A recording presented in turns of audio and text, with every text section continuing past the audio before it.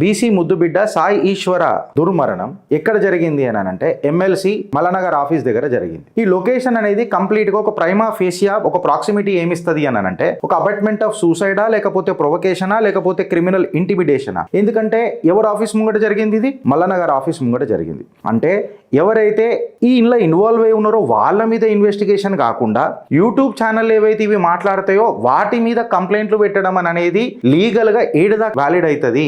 అసలు ఈ subject reference ఉందా అని చెప్పి నేను అడుగుతున్నాను. ఈ యూట్యూబర్లు ఎవరి గురించి మాట్లాడినంటే ఎవరిని అవమానపరిచి మాట్లాడలే. ఎవరైతే పనిష్మెంట్ చేయాలో వాళ్ళని పక్కకు పెట్టి ఏవైతే రిలవెంట్ ఐపీసీ సెక్షన్ల ప్రకారము ఎవిడెన్స్ అనేది సీజర్ చేసినరా లేదా, సీసీటీవీలు తీసుకున్నారా లేదా, మొబైల్ డేటా కలెక్ట్ చేసిర్రా లేదా, లాస్ట్ కాల్స్ రికార్డ్స్ అనేది మొత్తం చేసిర్రా లేదా, సోర్స్ని పట్టే ప్రయత్నం చేసినరా లేదా, ఇవన్నీ చేసినరా అని పబ్లిక్ అడిగితే ఇప్పటిదాకా ఆన్సర్ ఏం లేదు. అంటే మౌనం అనేది నో చెప్పడమా లేకపోతే చేస్తున్నామని చెప్పడమా అనేది ఎవరు మాట్లాడాల మళ్ళనా?